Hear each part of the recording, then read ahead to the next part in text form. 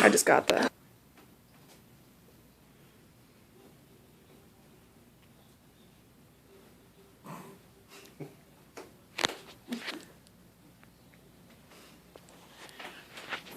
I've been a swim instructor for 5 years and an assistant swim coach for the past 2.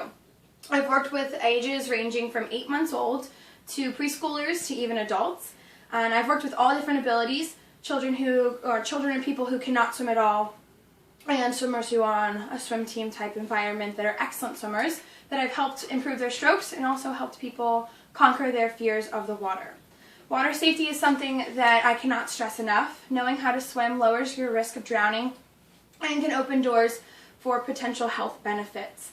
According to the Center for Disease Control and Prevention, from 2005 to 2009, there were an average of 3,533 fatal unintentional drownings annually in the United States.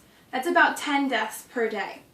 About 1 in 5 of those people that died from drowning were children under the age of 14. For every child who dies from drowning, another 5 receive emergency department medical care for submersion injuries. These non-fatal drowning injuries can cause severe brain damage that may lead to long-term disabilities such as memory loss, learning disabilities, and permanent loss of basic functioning. Males, children, and minorities have the highest risks of accidental drowning. Nearly 80% of people who die from drowning are males. Children ages 1 to 4 have the highest risk of drowning rates. And the fatal drowning rate for African American children ages 5 to 14 is almost 3 times that of white children of the same age range. The CDC lists 7 factors that influence drowning, and they are lack of swimming ability, lack of barriers, lack of supervision, location, failure to wear a life jacket, alcohol use, and seizure disorders. All of these factors, with the exclusion of seizure disorders that influence drowning, are preventable. That means that they shouldn't be a factor at all if they're completely preventable. Every person should know how to swim, adults and children alike. There are swim lesson programs that run through many organizations like the YMCA and American Family Fitness that not only teach swimming skills but also teach water safety knowledge as well.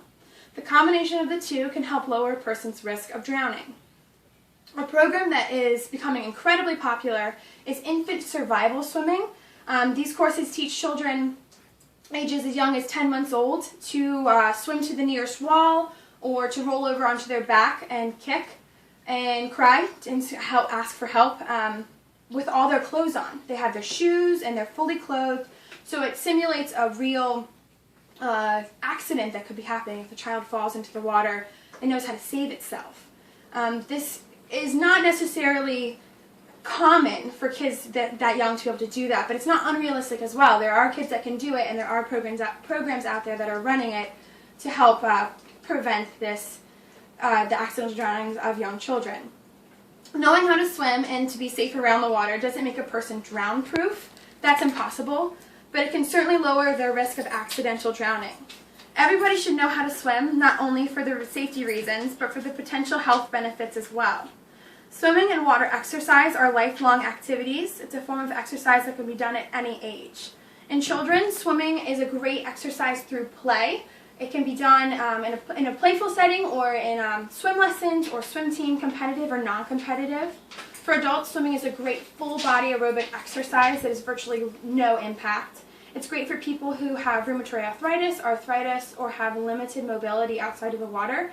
At the facility that I work at, there's a woman who comes in who has MS.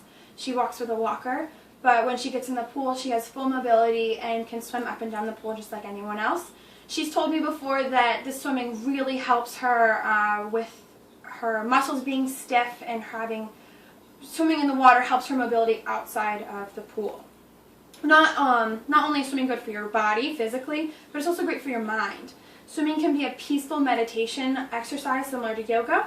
It's very rhythmic between the breathing and the strokes. There's something incredibly relaxing about being in the water.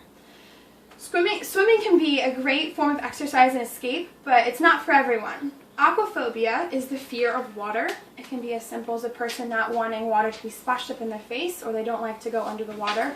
Or it can be as drastic as a person avoiding water altogether, such as swimming or boating or activities around the water, because it just is that intense of a fear. Fear of the water is not very silly, because water can kill you.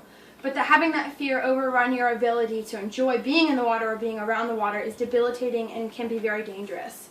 A few months ago, a father came into the place my place of work, and he wanted to take some swim lessons. He had a child who was 2 and a baby on the way. So his goal was to be able to swim before his new child was born, because he did not know how to swim. And he knew how important it was to be able to swim having 2 children. I couldn't imagine if one of his kids went under and he couldn't go in and help them because he himself did not know how to swim. Not knowing how to swim is unsafe. Not everyone has to enjoy swimming, but everyone should at least know how.